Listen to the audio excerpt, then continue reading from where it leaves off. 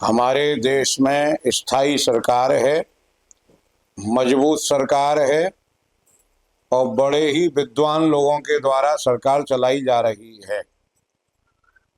किस बात का जवाब किस समय देना है, हमारे प्रधानमंत्री, हमारे रक्षा मंत्री, हमारे विदेश मंत्री, हमारे गृह मंत्री अच्छी तरह जानते हैं। मॉक ड्रिल कराया जा रहा है। मॉक ड्रिल का अर्थ है युद्ध के समय हमें क्या करना चाहिए उसका अभ्यास करना। हमें चेतन रहना चाहिए कि उस समय हम क्या क्या करें और क्या क्या नहीं करें। जैसे ही कोई धमाके वगैरह की आवाज़ आती है तो हमें ऐसे कमरे में चले जाना है जिसमें खिड़कियां ना हो, मोटी दीवार वाला कमरा हो और अंडरग्राउंड हो तो ज़्यादा अच्छा है। कहीं हम विद्यालय में हैं तो झट से झुक करके फर्नीचर के नीचे छुप जाएं, जहाँ छुपने की जगह हो वहाँ छुप जाएं। रात में हम लोग लाइट नहीं जलाएं, लाइटों को बंद कर दें, जिसे ब्लैकआउट कहते हैं।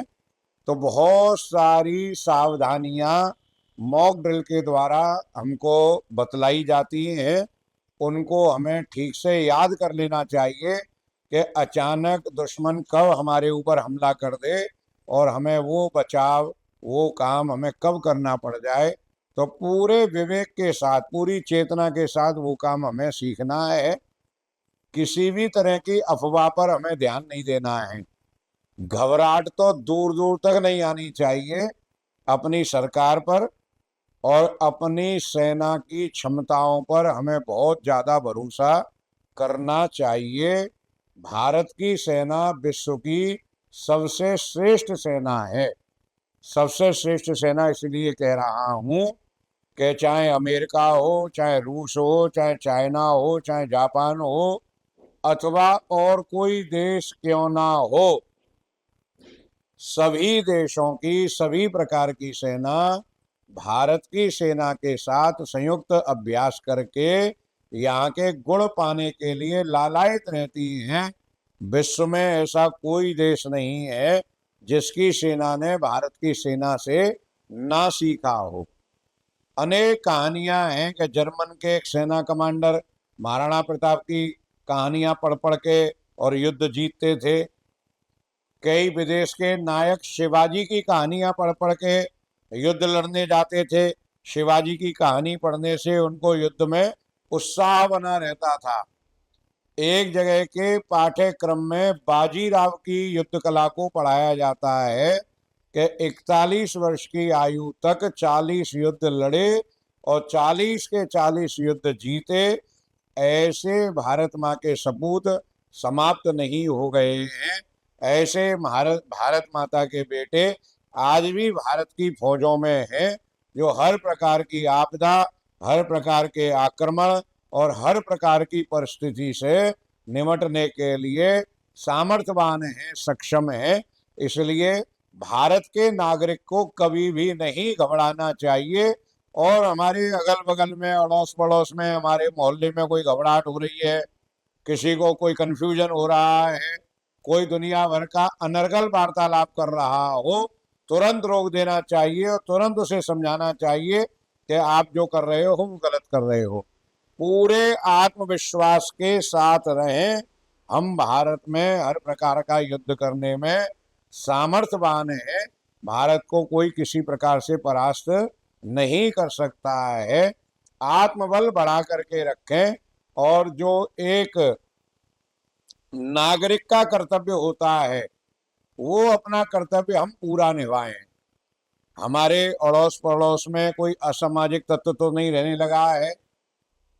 जो व्यक्ति हमारे मोहल्ले में रहते हैं, क्या हम सभी को जानते हैं? नहीं जानते हैं तो आपस में परिचय करना चाहिए, रिश्तेदारी पूछनी चाहिए। गांव में कहाँ के हैं, कहाँ से आए हैं, कहाँ नौकरी कर रहे हैं, कहाँ व्यापार कर रहे हैं, कहाँ प्रतिष्ठान है, ये सारी जानकारी हमें एक दूसरे की लेनी चाहिए।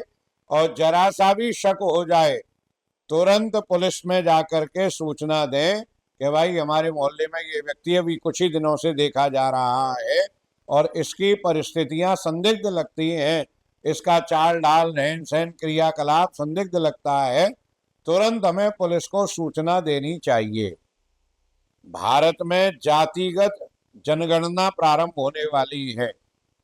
हमारी जातियों पे कोई फर्क पड़ने वाला नहीं है। सनातनी हमेशा पहले से एक थे, एक हैं और एक रहेंगे। कुछ लोगों की सोच है कि जातिगत जनगणना कराने से हिंदुओं में विभाजन हो जाएगा या आपसी मतभेद बढ़ जाएगा, तो वो बिल्कुल भूल जाएं, ऐसा कभी भी होने वाला नहीं है। भगवान श्री राम ने 4 मित्र बनाए। सबसे पहला मित्र अपने भाई को बनाया, भरत जी महाराज को मित्र बनाया। भाई भाई हमेशा मित्र जैसे होने चाहिए, उनके बीच में कभी भी कपट ना हो, कभी भी कुछ भी छुपाए नहीं और एक दूसरे के लिए पारदर्शी सहयोग करें। भगवान राम ने दूसरा मित्र निषाद राज को बनाया, जिसे हम शूद्र जाति का कह सकते हैं, चतुर्थ वर्ण का कह सकते हैं, समाज में निम्न स्तर का कह सकते हैं। लेकिन राम जी ने निषाद राज को भी गले लगाया, तुम मम प्रिय भरतसम भाई। फिर राम जी महाराज ने सुग्रीव को मित्र बनाया, जो कि बंदर है लेकिन स्वभाव से बनिया है। वैश्य समाज बहुत बुद्धिमान होता है, हर काम नाप तोल के करता है। सुग्रीव ने भी राम जी को पहले नापा और तोला कि ये दुंदवी की अस्थियां पड़ी हैं महाराज, इन्हें हिला करके दिखाओ तो मैं मान लूंगा कि आपके अंदर बाली के समान बल है। राम जी ने एक बाण में उन अस्थियों को दूर फेंक दिया। फिर 7 ताड़ के वृक्ष दिखाए। राम जी महाराज, बाली इन वृक्षों को रोजाना हिला हिला करके व्यायाम करता है, आप हिला करके दिखा देंगे तो मुझे भरोसा हो जाएगा कि आप मारने में सामर्थ्यवान हैं। राम जी ने एक बाण से 7 वृक्षों को काट के रख दिया। तो उसने नाप तोल करके मित्रता करी, राम जी ने उसको भी अपना लिया और चौथा मित्र बनाया विभीषण को, जो जाति के ब्राह्मण हैं और परम भक्त हैं भगवान के। विभीषण ने देखा नहीं है, सुना है। सुग्रीव ने ना देखा है ना सुना है, पहली मुलाकात है। और निषाद राज सुनता रहता है और भरत जी महाराज देखते भी हैं और सुनते भी हैं। राम जी सबको अपना लेते हैं। तो ब्राह्मण, क्षत्रिय, वैश्य, शूद्र, जो भी हमारे सनातनी भाई हैं, चाहे हम बौद्ध हो, जैन हो, सिख हो, सब हमको एकजुट होकर के रहना है। किसी भी प्रकार के किसी के झांसे में, भुलावे में, बातों में नहीं आना है। जैसे इजराइल ने परिस्थिति को अपने अनुकूल बना लिया, ऐसे ही हर भारतवासी का कर्तव्य है कि वो भी अपने आप को इतना संबल बनाए, समृद्ध बनाए, बलवान बनाए कि जो होगा अच्छा ही होगा। बुरा ना हमने कभी किसी का किया है और ना कभी किसी का होने देंगे। भारत माता की जय।